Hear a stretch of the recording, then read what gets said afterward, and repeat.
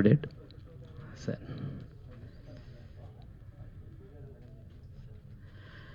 Now, judge అనేవాడు ఆఖరిలో వచ్చి జడ్జిమెంట్ ఇవ్వాలి, ముందే పిలుస్తున్నారు. ఫస్ట్ నా ఫ్రెండ్ని పిలిచాను, తర్వాత జడ్జి గారిని, ముకుందమాల గారిని వేదిక మీదకి రమ్మని, అలాగే అండ్ రీల్ మదర్ మా ప్రీతి నిగమ్ గారు, ఈ సినిమాలో యాక్ట్ చేసిన మా హీరోయిన్, థియేటర్లో మీ అందరి ముందుకు తీసుకొని వచ్చే నా ఈ ప్రయత్నంలో ఈ సినిమాని నేను కంప్లీట్ చేయడం జరిగింది. అండ్ అలాగే now I request Anand Chakrapani గారు టు టాక్. సునీల్ గారు నాకు ఈ సినిమా గురించి చెప్పినప్పుడు, నా క్యారెక్టర్ గురించి చెప్పినప్పుడు చాలా ఎక్సైట్ అయ్యాను నేను. ఎందుకంటే ఇది రెగ్యులర్ ఫార్మేట్లో వచ్చే సినిమాలకి చాలా భిన్నమైన సినిమా, చాలా భిన్నమైన క్యారెక్టర్. అంటే దీంట్లో చాలా లేయర్స్ ఉన్న క్యారెక్టర్, అంటే shades, different kind of shades ఉన్నాయి దీంట్లో. అంటే ట్రాన్స్జెండర్ ఉండే ప్రతి ఫ్యామిలీలో ఒక రియాలిటీ ఏదైతే ఉంటుందో అది ఈ క్యారెక్టర్లో కనిపిస్తుంది. తర్వాత సమాజంలో మార్పు కోరుకోవడం కోసమే ఈ సినిమా తీయడం జరిగింది. అంటే వాళ్ళ జెండర్ ఈక్వాలిటీ కావచ్చు, తర్వాత ఫైటింగ్ ఫర్ దే రైట్స్ కావచ్చు, డిస్క్రిమినేషన్ గురించి కానీ, తర్వాత లాలో కూడా there are lot of lapses as far as the transgenders are concern. So దాని గురించి టోటల్గా వాళ్ళ లైఫ్ గురించి తీసిన సినిమా ఇది. దీంట్లో ఫాదర్ అనే వరకు, అంటే నేను చాలా సినిమాలు ఫాదర్ క్యారెక్టర్స్ చేస్తున్నాను, కానీ సబ్జెక్టే డిఫరెంట్ కాబట్టి క్యారెక్టర్ కూడా డిఫరెంట్గా ఉంటుంది. బిగినింగ్లో అంటే ఇది ఒక జాడ్యం అని చెప్పాలి సొసైటీలో. ఏంటంటే ఎటువంటి చైల్డ్ అయినా యాక్సెప్ట్ చేస్తారు, కానీ ఒక ట్రాన్స్జెండర్ అనే చైల్డ్ని యాక్సెప్ట్ చేయడం చాలా కష్టంగా ఉంది సమాజంలో. ఎందుకంటే ఈ సొసైటీలో ఉండే ఈ ప్రాబ్లమ్స్ వల్ల, అంటే వాళ్ళు ఈ సోషల్ స్టిగ్మా వల్ల భయపడి పేరెంట్స్ వాళ్ళని తరిమేయడం జరుగుతుంది. సో నా క్యారెక్టర్ కూడా అలాగే ఉంటుంది. కానీ సునీల్ గారు ఏం చేశారంటే అసలు ఏం కావాలి, ఎటువంటి మార్పు రావాలి సమాజంలో, ఎటువంటి రైట్స్ వీళ్ళకి కావాలి, ఎటువంటి ఈక్వాలిటీ కావాలి, ఒక గౌరవం అనేది ఎట్లా కావాలి వాళ్ళకి అనే దాన్ని ఉద్దేశించి సినిమా తీశారు. కాబట్టి నా క్యారెక్టర్ ద్వారానే ఫైనల్గా ఒక మెసేజ్ అనేది ఇప్పించారు సినిమాలో. అదేంటంటే అసలు మార్పు అనేది ఇంట్లో మొదలవ్వాలి. Parents have to accept their child. అది జరిగిన రోజు సొసైటీలో కూడా మార్పు అనేది వస్తుంది. అంటే పేరెంట్స్ యాక్సెప్ట్ చేయనప్పుడు సొసైటీ ఎందుకు యాక్సెప్ట్ చేస్తుంది? కాబట్టి మార్పు అక్కడ స్టార్ట్ కావాలి. సో నా క్యారెక్టర్లో కూడా షేడ్స్ ఏముంటాయంటే, బిగినింగ్లో ఆ చైల్డ్లో ఇటువంటి ఇవన్నీ గమనించినప్పుడు ఒక వేదనకు గురవడం, సొసైటీని ఫేస్ చేయడం కష్టంగా ఫీల్ అవ్వడం, అట్లా కొట్టడం, చైల్డ్ని కొట్టడం, ఇంటిని తరిమేయడం, ఇవన్నీ జరుగుతాయి. దీని తర్వాత ఫైనల్గా ఏంటంటే ఆ అమ్మాయి వెళ్ళి, అంటే అమ్మాయికి ట్రాన్స్ఫార్మ్ అయ్యి వాళ్ళ కమ్యూనిటీకి వాళ్ళ రైట్స్ కోసం ఫైట్ చేయడం, ఇదంతా చూసి పశ్చాత్తాపడతాడు ఫాదర్. పశ్చాత్తాపడి నేను తప్పు చేశాను, నా కూతురే కదా, నా చైల్డే కదా, నేను యాక్సెప్ట్ చేయాల్సింది, ఇట్లా బయటికి పంపిస్తే ఆ అమ్మాయి ఏమైపోయింది, ఎట్లా బతికింది అసలు ఇన్ని రోజులు, తర్వాత తను సొసైటీకి ఎదురు నిలిచి తనంటూ ఒక ఐడెంటిటీ క్రియేట్ చేసుకుని తన కమ్యూనిటీ కోసం ఫైట్ చేస్తుందని మళ్ళీ ఆ అమ్మాయి దగ్గర రావడం జరుగుతుందన్నమాట. సో ఫైనల్గా ఇచ్చే మెసేజ్ ఏంటంటే అసలు మార్పు అనేది ఇంట్లో స్టార్ట్ అవ్వాలి. Parents should accept this kind of children. అప్పుడు సొసైటీ కూడా యాక్సెప్ట్ చేస్తుంది అనేది నా character. So I been very lucky to get this role. Sunil గారికి thank you so much sir for choosing me for this character. నాకు ఒక different kind of experience. ఎందుకంటే ఒక 30 people రియల్ ట్రాన్స్జెండర్స్ యాక్ట్ చేశారు సినిమాలో. Heroine Hima is a transgender. So it's different kind of experience for me. యాక్టర్గా అందరూ చాలా చేస్తుంటాం, కానీ ఇది మాత్రం ఒక వండర్ఫుల్ ఎక్స్పీరియన్స్ అని చెప్తాను నేను. ప్లస్ వాళ్ళ పట్ల నాకు ఒక అభిప్రాయం అనేది లేకుండా ఉండేది. అంటే అందరిలాగానే సొసైటీలో అందరం చూస్తుంటాం, వాళ్ళని మర్చిపోతాం తప్ప, ఒక ఇన్డెప్త్గా అసలు ఏంటి వాళ్ళ లైఫ్ ఏంటి, ఎట్లా వాళ్ళు డే టు డే లైఫ్ ఎట్లా లీడ్ చేస్తారు, ఎన్ని కష్టాలు ఉంటాయి వాళ్ళకి, ఎంత డిస్క్రిమినేషన్ గురవుతారు, ఎంత చీదరింపులు, ఇవన్నీ తట్టుకొని వాళ్ళకి పైగా ఇన్కమ్ సోర్స్ అనేది ఉండదు. They have to beg to earn meal. So అటువంటి కండిషన్లో వాళ్ళని సపోర్ట్ చేసుకుంటూ నిలబడము, ఎటువంటి ఫెసిలిటీ ఉండదు వాళ్ళకు, అయినా కూడా ఎదురొడ్డి నిలబడి వాళ్ళ గుర్తింపు కోసం ఫైట్ చేయడం అనేది గొప్ప విషయం ఉంది. ఈ సినిమా అంతా కూడా దాని గురించే. Thank you so much. గారు ప్రత్యేకంగా మీడియా మిత్రులందరికీ కూడా మీరందరు రావడం ఒక చెప్పుకోవడానికి మామూలుగా సినిమా అనాలి, కానీ ఒక చిన్న సినిమా అని చెప్పడానికి కూడా బాధగా ఉంది. ఒక చిన్న సినిమా కోసం మీరందరు రావడం అనేది చాలా హ్యాపీగా ఉంది. Thank you so much. Me encouragement ఇలాంటి సినిమాకి చాలా అవసరం. మదర్, ఒక మదర్ క్యారెక్టర్ అని చెప్పారు. ముందు హీరోకి మదర్ అన్నారు, సగం సినిమా అయ్యాక హీరోయిన్కి మదర్ అన్నారు. అంటే నార్మల్గా ఒక మదర్ క్యారెక్టర్ చేయడం వేరు, బట్ ట్రాన్స్జెండర్కి మదర్ అంటే పర్ఫార్మెన్స్ అదే ఉండొచ్చు, బట్ ఫీలింగ్స్ మాత్రం డెఫినెట్గా చాలా స్ట్రాంగ్గా ఉంటుంది. అసలు నేను ఆ క్యారెక్టర్ చేసేటప్పుడు నేను నిజంగానే ఒక పేరెంట్, ఒరిజినల్ పేరెంట్స్ ఎవరైతే ఉంటారో వాళ్ళు ఎలా ఫేస్ చేస్తారు ఇది అనేసి నిజంగానే బాధపడ్డాను నేను. అండ్ ఇవాళ నేను ఒక రియల్ మదర్ మనతో ఉండడం అనేది కూడా ఒక అంటే ఆవిడతో కూడా మాట్లాడుతుంటే ఒక ధైర్యం, ఎస్ ఇలా సపోర్ట్ చేసే మదర్ కావాలి. మదర్ ఎప్పుడు సపోర్ట్ చేస్తారు? ఫ్యామిలీ సపోర్ట్ కావాలి. ఒక హ్యాండిక్యాప్ చైల్డ్ పుట్టాడు అనగానే ఒక పాప భీతితో చూడడం, అయ్యో అనుకోవడం, కానీ వాళ్ళకి సపోర్ట్ చేస్తారు. అందరు చూసే వాళ్ళు కూడా అయ్యో అనుకుంటారు, కానీ పేరెంట్స్ కూడా చాలా సపోర్టివ్. ఎందుకంటే హెల్త్ బాగాలేదు, ఇది కూడా హెల్త్ కండిషనే కదా, వాళ్ళు సృష్టించింది కాదు, ఇది దేవుడు సృష్టించింది. సో దాన్ని ఎందుకు మనం యాక్సెప్ట్ చేసుకోలేకపోతున్నాము జనాల్లో? చిన్నప్పటి నుంచి నాకు గుర్తుంది, చప్పట్లో కొట్టి వస్తున్నారు అనగానే అదేదో సరదాగా ఒక ఎంటర్టైన్మెంట్ లాగా చూసేవాళ్ళం మేము చాలా చిన్నగా ఉన్నప్పుడు. తర్వాత వాళ్ళకి ఇది ఒక ప్రాబ్లం వాళ్ళు ఫేస్ చేస్తోంది అనేది. వాళ్ళకి జాబ్స్ ఉండవు, ఎడ్యుకేషన్ ఎక్కడికి వెళ్ళినా కూడా డిస్క్రిమినేషన్ జరుగుతూ ఉంటుంది వాళ్ళకు. సో ఇవన్నీ ఆలోచిస్తే ఫస్ట్ యాక్సెప్ట్ చేయాల్సింది నిజంగా పేరెంట్స్. ఇంకా వాళ్ళ చేతిలో లేదు, వాళ్ళు చేయాల్సింది ఏమీ లేదు, మనమే వాళ్ళకి సపోర్ట్ చేయాలి. ఎస్, ఇదొక డిఫిషియన్సీ, ఇదొక ప్రాబ్లం, ఇలాగే దేవుడు పుట్టించాడు, వాళ్ళని యాక్సెప్ట్ చేయాలి అనేది ప్రతి పేరెంట్. అంటే ఇలా చైల్డ్ ఉంటే మాత్రం దయచేసి పేరెంట్స్ ముందు యాక్సెప్ట్ చేస్తేనే సొసైటీ యాక్సెప్ట్ చేస్తుంది. వాళ్ళ ఫైట్ చేస్తున్నారు, వాళ్ళ ఈక్వాలిటీ కోసం లీగల్ బ్యాటిల్ చేస్తూనే ఉన్నారు పాపం. బట్ కొన్నిసార్లు మీ అందరి ముందు చెప్తున్నాను, కొన్నిసార్లు నేను చూశాను ఒరిజినల్ ట్రాన్స్జెండర్స్ కాకుండా కూడా రోడ్ మీద వచ్చేసి వాళ్ళు కూడా ఇలా చప్పట్లు కొట్టి అడగడం చేస్తుంటారు. అంటే ఈ విధంగా కూడా కడుపులు కొడతారా అన్నట్టుగా అనిపిస్తుంది. అరే వాళ్ళకు ఉన్నది అలా వెళ్ళి పాపం వాళ్ళు మాకు వేరే ఉద్యోగం లేదు కాబట్టి మేము ఇలా అడుక్కుంటున్నాము అనేదే ఆలోచిస్తేనే చాలా బాధగా ఉంటే, ఒరిజినల్ ట్రాన్స్జెండర్స్ కాకుండా జెంట్స్ వెళ్ళి చీర కట్టుకొని వేరే ఉద్యోగం చేసుకోవచ్చు, కానీ వాళ్ళు కూడా రోడ్ మీద వచ్చేసి వీళ్ళకి ఇబ్బంది పెట్టడం అనేది బాధాకరంగా అనిపిస్తోంది. సో అదొకటే కాదు, మాతో పాటు ఇంకో క్యారెక్టర్ ఉండడం నిజంగా నాకు అసలు ఎంత బోల్డ్గా ముందుకొచ్చి మాట్లాడడం అనేది. గే అనగానే మన ఇండియాలో అది కూడా యాక్సెప్ట్ చెయ్యం మనం. నేను బయట కంట్రీస్కి వెళ్ళినప్పుడు అక్కడ చాలా సింపుల్గా వాళ్ళు ఎవరిని డిస్టర్బ్ చేయరు, వాళ్ళ బాడీ లాంగ్వేజ్తో అర్థమైపోతుంది. బట్ సొసైటీ బాగా యాక్సెప్ట్ చేసింది వాళ్ళని కూడా.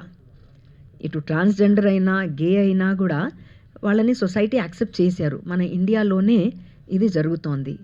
సో దానికోసమే ఈ ఫైట్ అంతా ఒక కోర్టులో జరిగిన డ్రామా, వీళ్ళతో రియల్ లైఫ్లో జరుగుతున్న టెన్షన్స్ అన్నీ తీసుకొచ్చేసి ఒక మంచి సబ్జెక్ట్ని, ఒక మంచి రియాలిటీ వీళ్ళు ఎలా ఫేస్ చేస్తున్నారు, చాలామందికి తెలియని విషయం ఇది.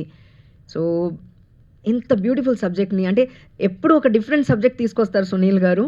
సో అలాగే ఈ సబ్జెక్ట్ తీసుకురావడం, అలాగే నా కో ఆర్టిస్ట్ అందరు కూడా, వీళ్ళందరితో నేను వర్క్ చేయడం చాలా హ్యాపీగా ఉంది నాకు.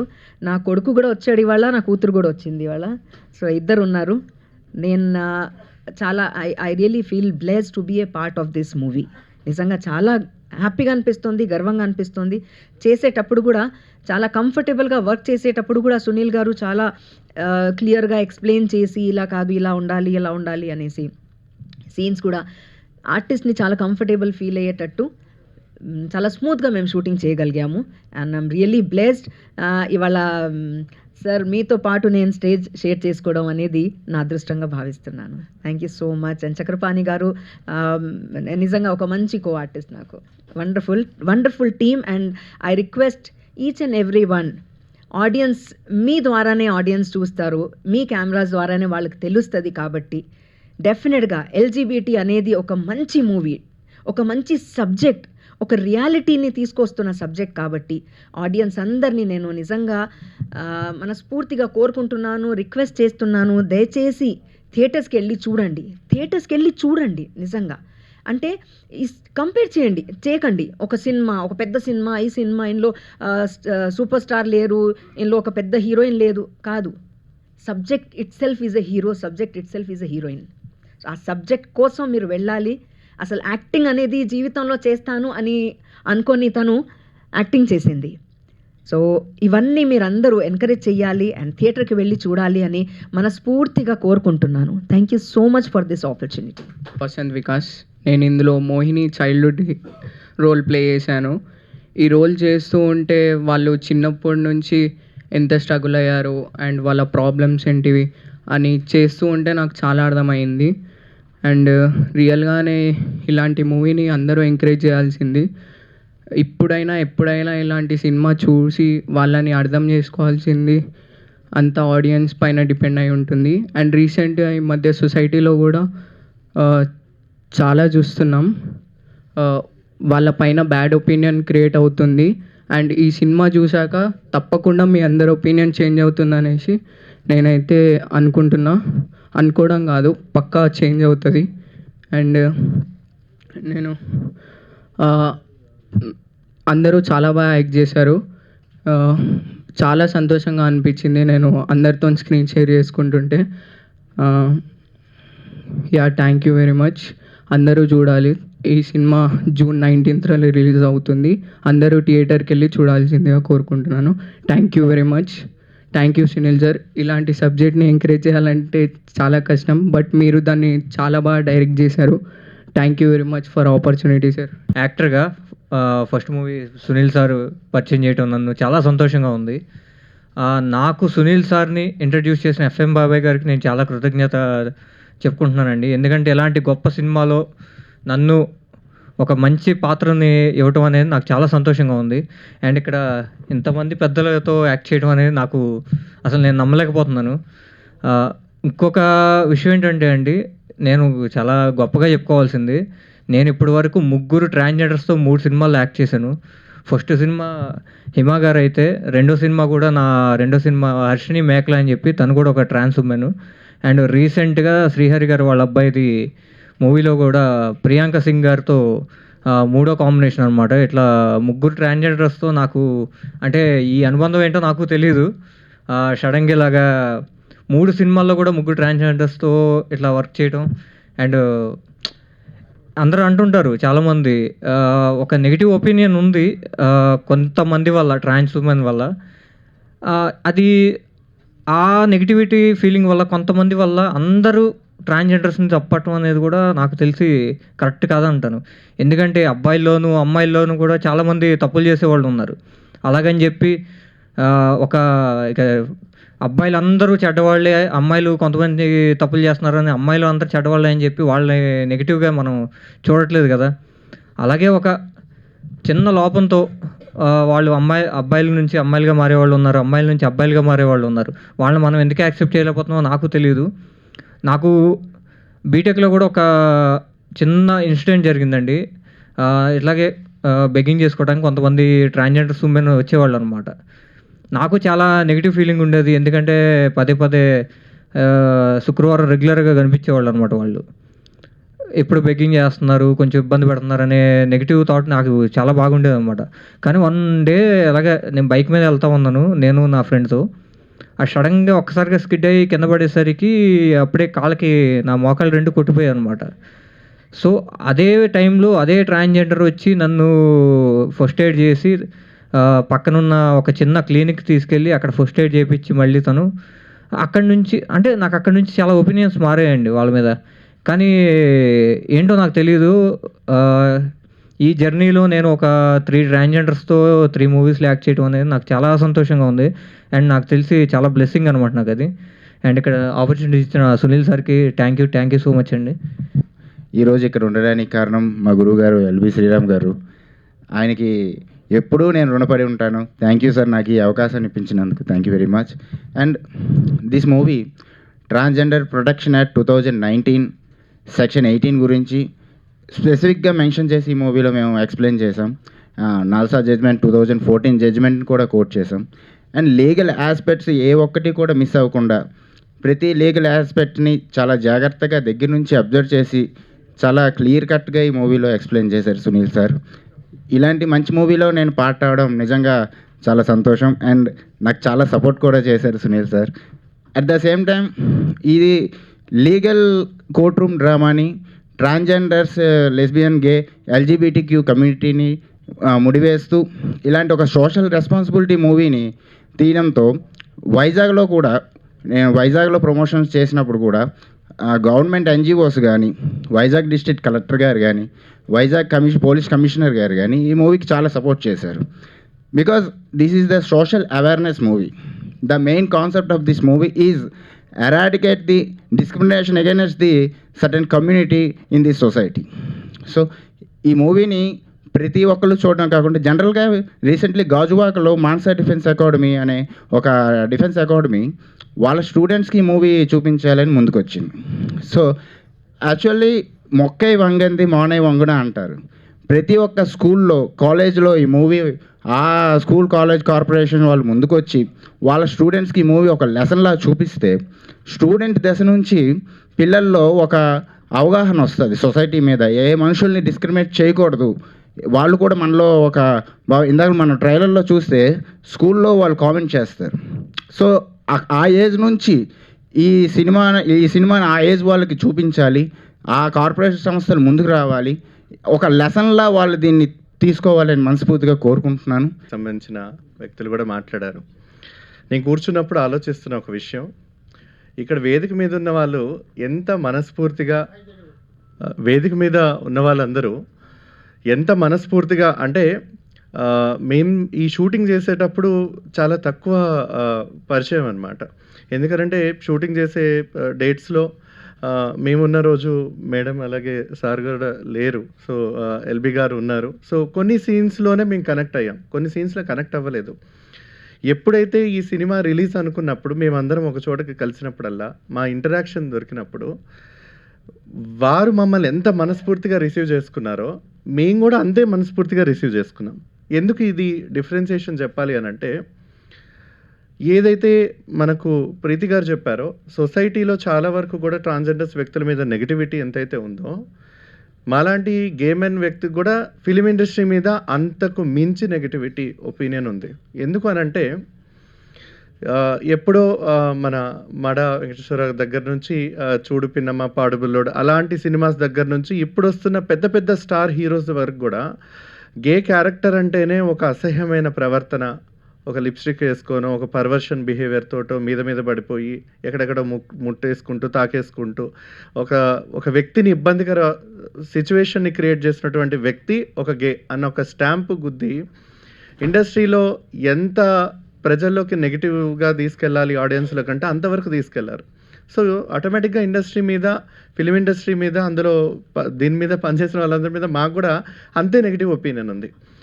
ఎప్పుడైతే ఈ సినిమా ద్వారా మేమందరం కలుసుకున్నామో అందరూ అలా కాదు, మమ్మల్ని మనస్ఫూర్తిగా అర్థం చేసుకొని యాక్సెప్ట్ చేసే వ్యక్తులు కూడా ఉంటారనేది ఈరోజు మాతో పాటు ఈ సినిమాలో ఉన్నటువంటి ఈ లెజెండరీ యాక్టర్స్ ద్వారా ప్రూవ్ అవ్వబడింది.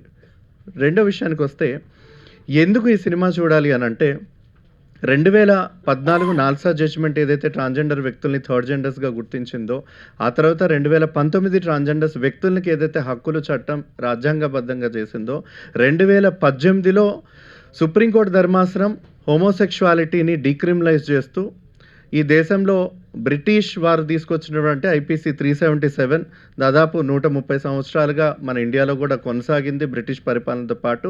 2018 వరకు ఎవరైతే సదరు హోమోసెక్షువల్ వ్యక్తులు ఉంటారో వాళ్ళు కనిపించినా వినిపించినా పోలీస్ నోటీస్కి వస్తే వాళ్ళకి 7 సంవత్సరాలు ఐపీసీ సెక్షన్ 377 కింద. అందులో నేను కొన్ని సందర్భాల్లో ఒకరోజు స్టేషన్కి వెళ్ళిన సందర్భాలు కూడా ఉన్నాయి ఐపీసీ ఇన్వోక్ చేయబడి.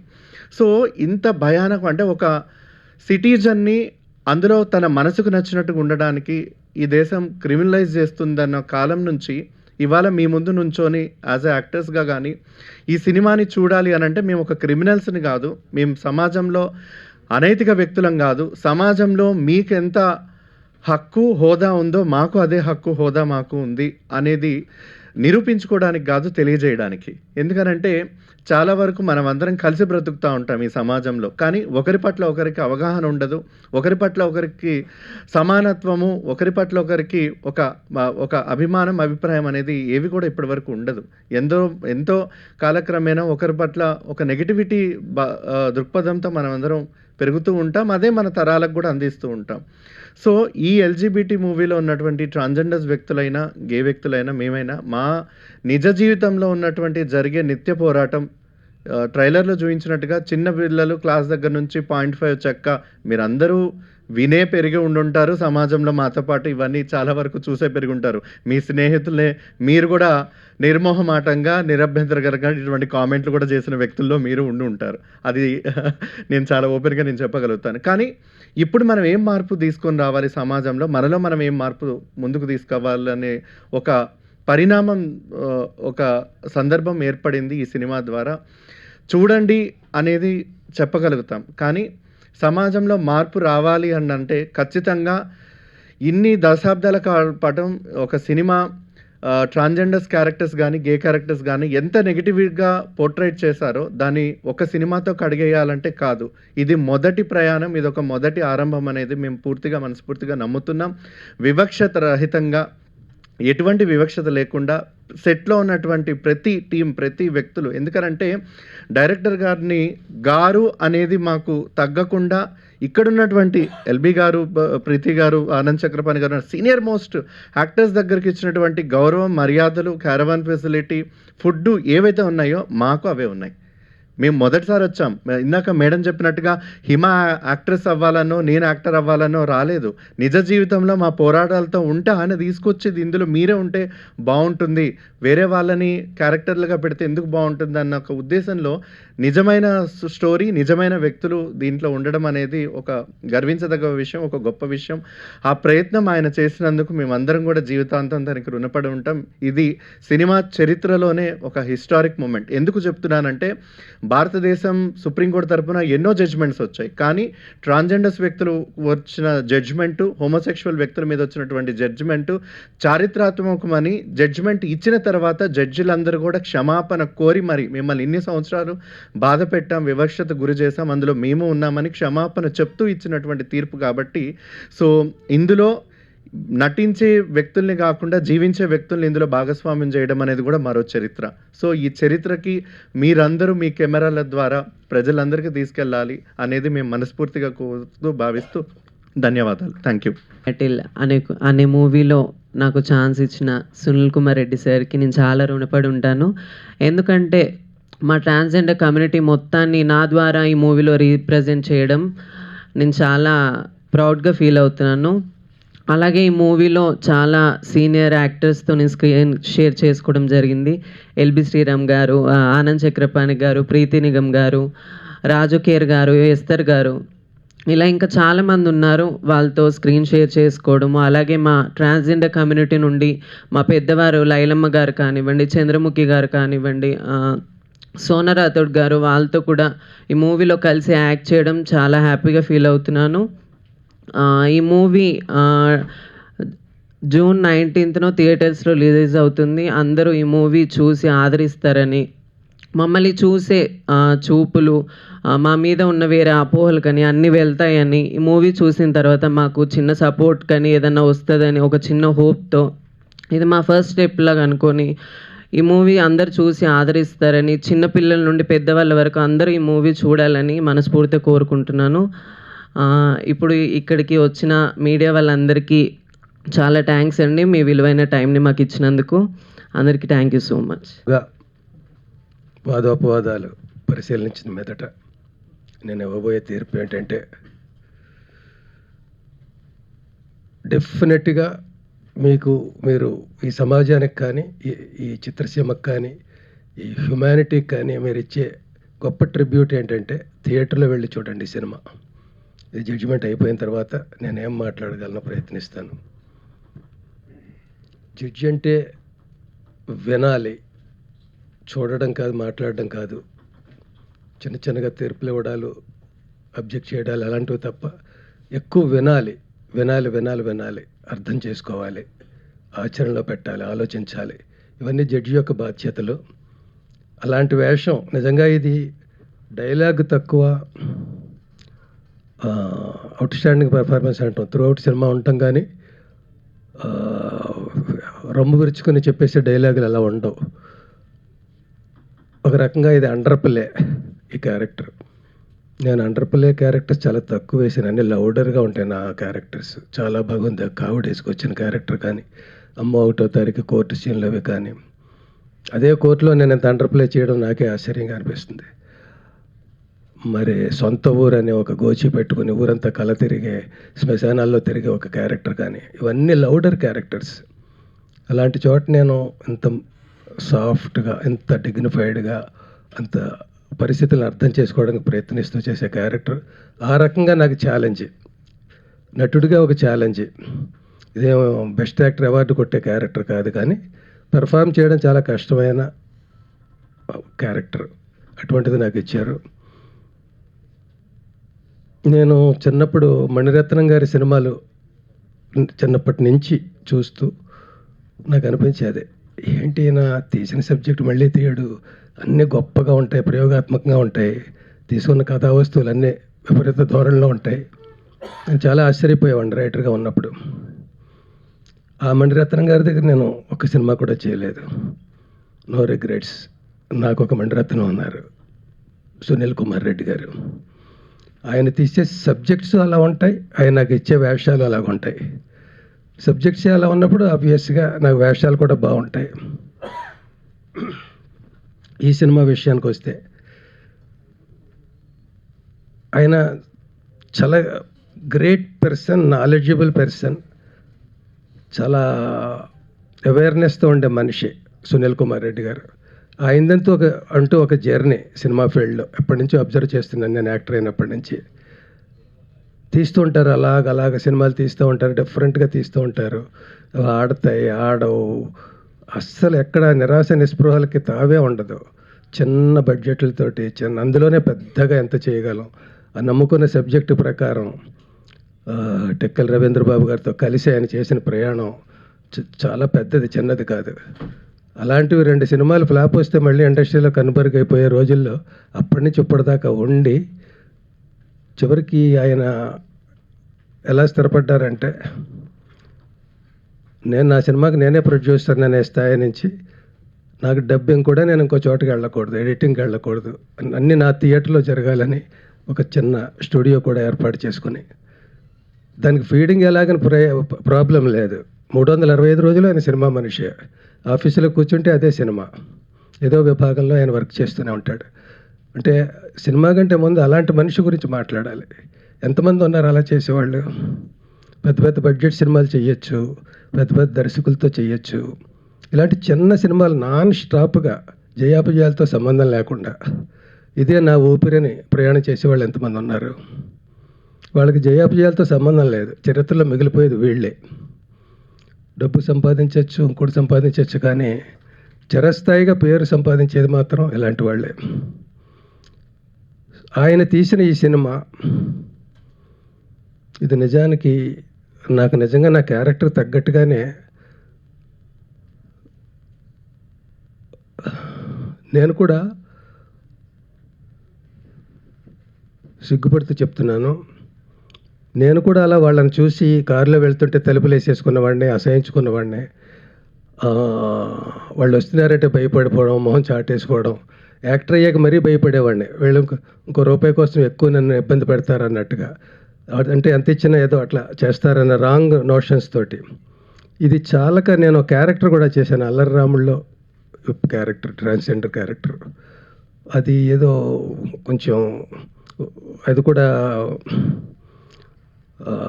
హై టోన్లోనే ఉంటుంది ఆ క్యారెక్టర్. అలా చెయ్యాలి వాళ్ళది. మన సినిమా పరిభాషలో అలా చేస్తే తప్ప రిసీవ్ కాదు ఆ క్యారెక్టర్. పైగా ఎంటర్టైన్మెంట్ కోసం పెట్టిన క్యారెక్టర్ అప్పట్లో అది. అప్పటి నుంచి మొదలై ఇవాళ నేను వాళ్ళ క్యారెక్టర్స్ అర్థం చేసుకొని కోర్టుగా ఆ కేసు వస్తే అక్కడ ఆ జడ్జినే నేనైతే, ఆ జడ్జి ఒక పాత్రధారి అయితే, ఒక ప్రేక్షకుడైతే ఎలా ఆలోచించాలి, ఎలా అర్థం చేసుకోవాలి, ఎలాంటి తీర్పు ఇవ్వాలి, ఆ తీర్పు ఇవ్వడానికి నాకున్న పరిధులు ఏమిటి. ఇదే సుప్రీం కోర్టు కాదు, సెషన్స్ కోర్టు. ఇలాంటి కోర్టులో నాకున్న పరిమితులు ఎంత. అసలైన ఈ సబ్జెక్ట్ తీసుకోవడమే డేరింగ్. ఎంత డేరింగ్ అంటే సెన్సార్ కాబడలేదు ఇక్కడ మన రాష్ట్రాల్లో.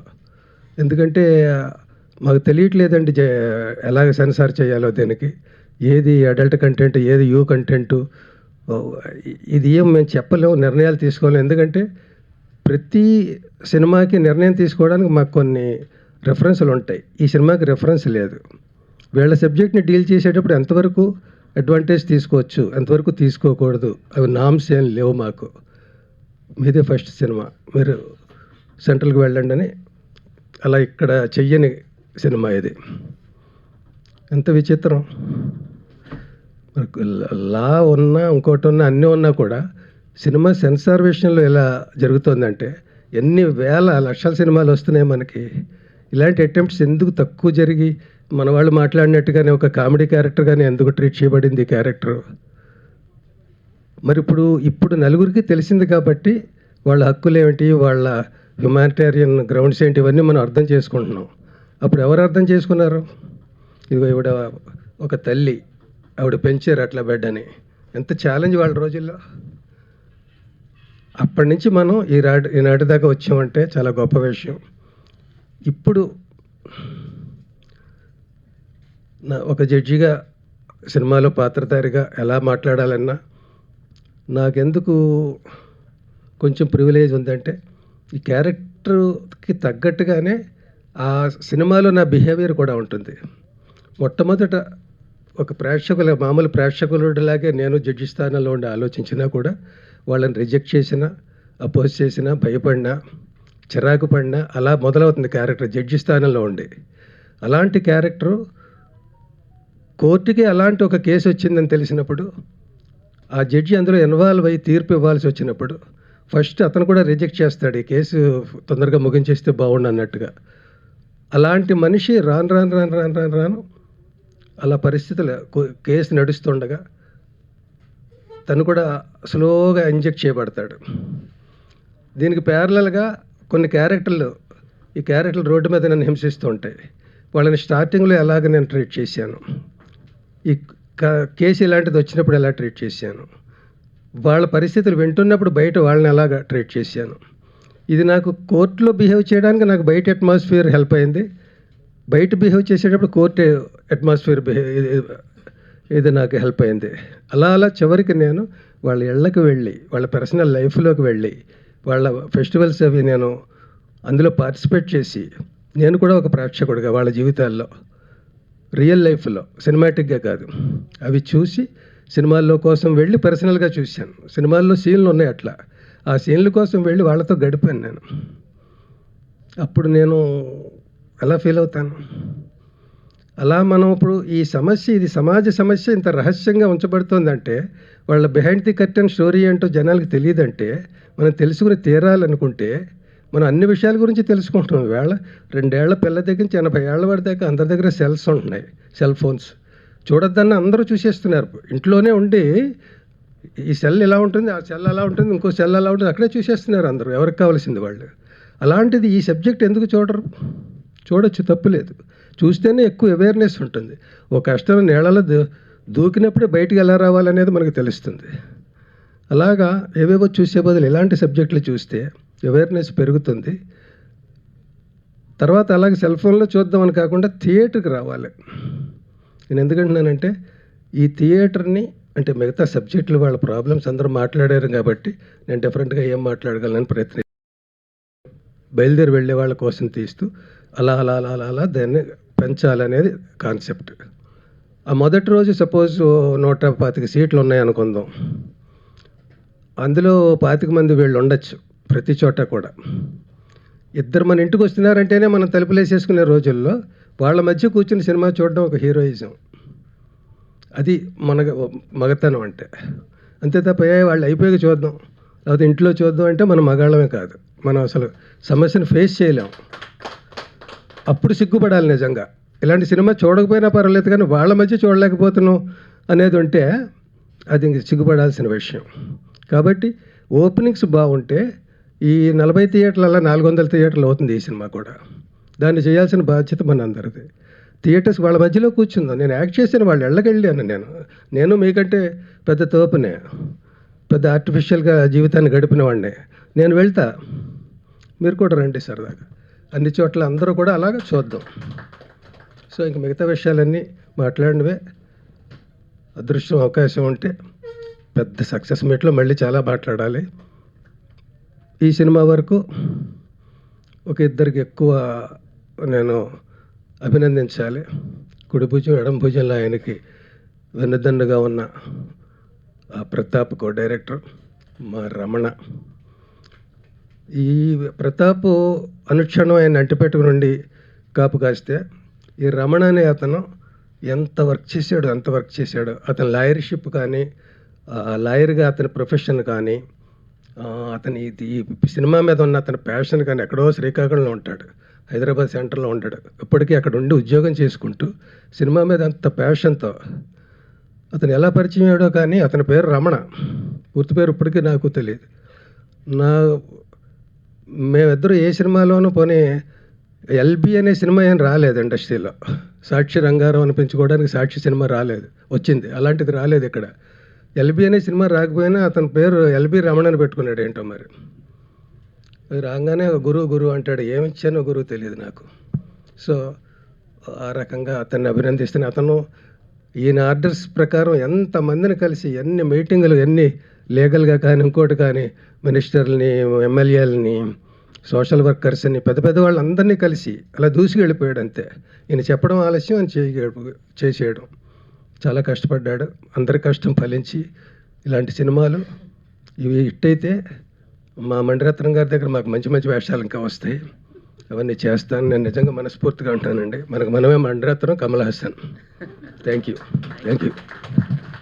డిఫరెంట్ క్యారెక్టర్ చేశారు. దీనికి టోటల్లీ డిఫరెంట్ క్యారెక్టర్లో ఈ సినిమాలో పర్ఫామ్ చేశారు రాజు కేర్ గారు. దీన్ని అనుపమ్ కేర్ గారు కూడా అప్రిషియేట్ చేసి ట్వీట్ చేయటం, అలాగే ప్రమోట్ చేయటం చాలా హ్యాపీగా ఉంది. థ్యాంక్ యూ అనుపమ్ కేర్ గారు. And thank you everybody. Thank you once again. ఈ ఫిల్మ్లో ముందుకు వెళ్ళిపోవాలనుకోవటం ఎప్పుడు ఇలా జరుగుతూనే ఉంది. అలాగే ఈ సినిమా అనుకున్నప్పుడు ఈ కథ చెప్పిన వెంటనే నిజంగా గుండెలు బరువెక్కిపోయినాయి. అందరూ చెప్పినట్టుగానే చిల్లరకొట్టి చెట్టమ్మలో మాడాగారి క్యారెక్టర్ చూసినప్పుడు నవ్వుకున్నాం. అప్పుడు తెలియదు వీళ్ళ పెయిన్ ఏమిటో అప్పుడైతే నాకు తెలియదు. ఆ సినిమా నెంబర్ ఆఫ్ టైమ్స్ చూసాం, ఆనందం పడ్డాం. కానీ తదనంతరం అటువంటి క్యారెక్టర్లు చాలా వచ్చినాయి. ప్రతి సినిమాలో కూడా కామెడీ మాత్రమే పెట్టారు. కానీ ఈ సినిమాలో నవనాళ్ళు కృంగిపోయేలా ప్రతి సన్నివేశాన్ని చిత్రీకరించడం, అది ఎట్లా చెప్పాలో కూడా అర్థం కాని పరిస్థితుల్లో ఈ సినిమాని చూడటం జరిగింది. ఈ సినిమాలో ఇది సినిమా అనటం కంటే కూడా ఒక కుటుంబం అనటం అవసరమేమో అనుకుంటున్నాను. ఇది సినిమాగా కాకుండా మనలో ఒక పార్టు, ఈ మన కుటుంబంలో ఇది ఒక పార్టుగా. ఎందుకంటే 100 సంవత్సరాల క్రితం కొంతమందిని గుళ్ళోకి రానిచ్చేవారు కాదు. తదనంతరం ఒక మహానుభావుడు రావటం వల్ల వాళ్ళందరినీ గుళ్ళోకి రానిచ్చారు. కొంతమందిని అయితే పూజారులుగా కూడా మనం చేయడం జరిగింది. అలాంటిది ఆడ మగ మరి ఈ మధ్యలో ఉన్న వాళ్ళు ఎవరు? మహాభారతం నిజమైతే, రామాయణం నిజమైతే వీళ్ళ జీవితాలు కూడా నిజమేగా. అలాంటప్పుడు మనం తీసుకోవలసినటువంటి చిన్న బాధ్యత, ఇందాక అంటే నేను చాలా అనుకున్నాను, కానీ అవన్నీ కూడా చక్రపాణి గారు కానీ మేడం గారు కానీ చెప్పేశారు. ఇంకా చెప్పడానికంటూ ఏం లేదు, అంతా వాళ్ళు చెప్పారు. కాబట్టి నేను అనుకున్నది ఏంటంటే, మన సినిమా చూసిన తర్వాత, అంటే ఇంతకుముందు ఏం జరిగింది, ఎలా జరిగింది అన్నది మనం ఏం చేయలేం. కానీ మన ఈ సినిమా లీగల్ బ్యాటిల్ అనే సినిమా చూసిన తర్వాత అటు గవర్నమెంట్ కానీ ఇటు మనలో కానీ విపరీతమైన మార్పు వస్తుందని నేను అనుకుంటున్నాను. ఎందుకంటే ఎయిర్పోర్ట్లోకి వెళ్తే జెంట్స్కి టాయిలెట్ ఉంది, లేడీస్కి టాయిలెట్ ఉంది, మరి వీళ్ళకి టాయిలెట్ ఏది? అలా ప్రతి చోట కూడా వీళ్ళని ఒక పక్కకు తోసేయటమే జరిగింది. ఇప్పుడు ఈ సినిమా తర్వాత అయినా వాళ్ళకి కొంత ప్రాముఖ్యత ఇచ్చి, పిల్లలు ఇంతకుముందే చాలామంది వ్యక్తులు చెప్పారు, పిల్లలకి చిన్నప్పటి నుంచి మనం చెప్పగలిగి ఉండాలని. చెప్పటం కాదు, పాఠం పుస్తకాల్లో వీళ్ళకు ఒక పేజీ ఉండాలని నేను మనస్ఫూర్తిగా కోరుకుంటూ, అలాగే మా సినిమా తర్వాత అయినా కూడా గవర్నమెంట్ ముందుకొచ్చి వీళ్ళని సక్రమమైన మార్గంలో వీళ్ళకి మంచి భవిష్యత్తుని కల్పిస్తారని ఆశిస్తూ మీ అందరి వద్ద సెలవు తీసుకుంటున్నాను. Thank you.